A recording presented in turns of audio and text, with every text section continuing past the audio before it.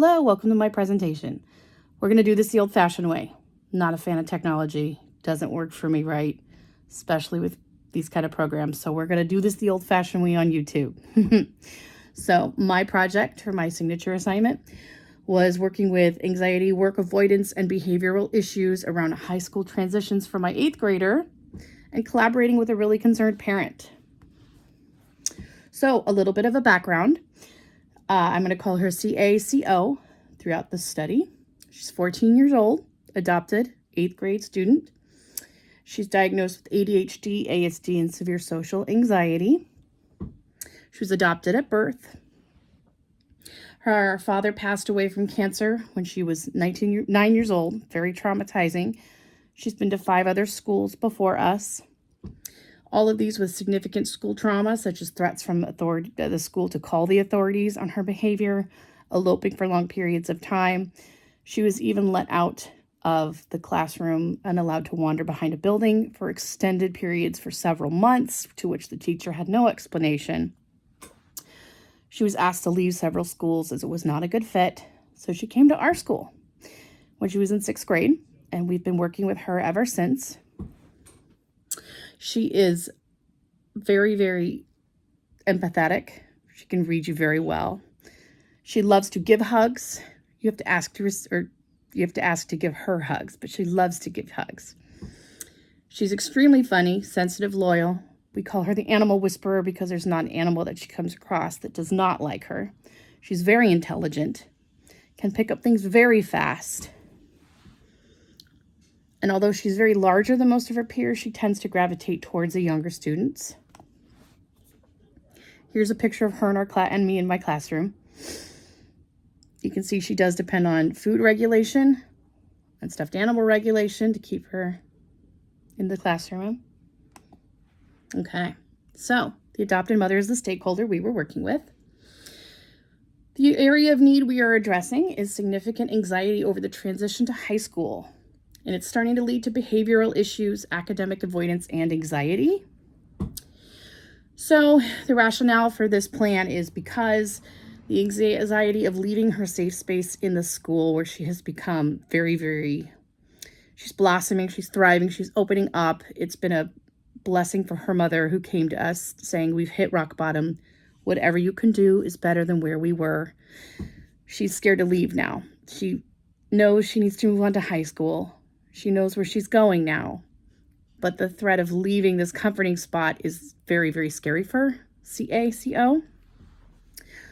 So we're seeing a lot of regression into old behaviors that were present when she first came to us. That includes the eloping, the anxiety, the work avoidance, the leaving the classroom, the not doing your work for extended periods of time, things that we spent like 2.5 years trying to undo and work with and be successful at, challenging and getting over with, have now come back. So we knew this was internalized anxiety and it wasn't aimed at us necessarily. So we knew we needed to take some steps to address it. And we needed to do this soon so she could be successful in high school and not come to that new place with all these behaviors already there. It was also good to note that any mention of high school would send her into an anxiety spiral. So mother and the stakeholder and I knew that we had to do all this without actually mentioning high school, the word, and saying, hey, this will prepare you for high school. Oh, this is going to get you ready for high school. So when I talked with the stakeholder, I have been for 2 years, we have a very good relationship. I said, and when I interviewed her, I said, what are your main concerns? And she said, quote, my concern is that anxiety becomes too much for her, causing shutdown and depression. She worries so much about impending change. My immediate concerns are seeing a regression in any progress made, that she will develop new or increase existing behaviors such as work avoidance, eloping, shutdown, etc., that will then carry her into school. And just that anxiety will overshadow her ability to engage in her last few months of 8th grade. So I said, okay. So, we've been working since the 7th grade. We've been working on getting into the classroom, getting work, coming back to my classroom, working on it there, communicating our needs. I need a break. I need to step out. Trying as hard as we can to control the anxiety, the social anxiety. Last year, we got a vast improvement in all the eloping behaviors, and it's just come to a crashing halt this year. Oops, sorry. So collaborating with the whole team. So because she is a high need student, we have the full gamut on board with this. The school psychologist, the behaviorist, the speech therapist, the occupational therapist, the stakeholders, and myself, the special education teacher. They all added their insight and their input when we were coming up with this plan, when we took our data to them. What really helped in this situation is the stakeholder and I have had an open line of communication through this whole entire event. From day one, I met with her and I said, this was my background. This is what I went through when I was in special education myself in school. This is why I'm teaching it. My goal is to help kids like ACO in school. And we still communicate almost daily. I said her day went well, or this went wrong, or not wrong, but this was challenging. Then we worked it this way. If she comes home dysregulated, it's because of X, Y, and Z today, but she really excelled at this area. And I think because we were so open to saying, hey, we had some bad days, but we also had some really good ones, or we had some challenging times, but this was really great. The mother, the stakeholder appreciated that because she had come from such a hard background of, I had nothing before. It was all negative before, We listened to the negative experience from the mother, and we really listened to her concerns about the worry about anxiety, which was why we dialed back on the high school talk. Okay, so part one of the plan. Once Mom and I talked, we said, okay, let's try this. Let's try going ahead and saying, see, like high school's coming. We're going to prepare you, trying to front load her, thinking, okay, if we front load her about high school, maybe that could help a little bit, though she knows it's coming, and she absolutely not. X-nayed that one. That made the behaviors worse. That made the eloping worse. So we said, no, okay, back to the drawing board.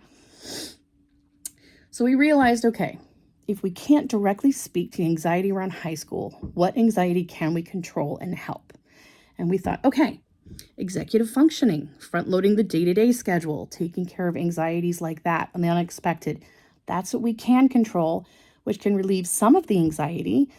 And it's still preparing for high school without actually mentioning it, which seemed to help everybody all around. And we have noticed a reduction in behaviors. So these were two things that really helped my student. This was her daily schedule that we do, the HALT. Hungry, angry, lonely, tired. Where are you on the scale? What are you feeling today? Do you need more of me, less of me, the same amount? And this would be her daily schedule. Where would you like to do it? In the loft, my classroom, the general classroom, or another location?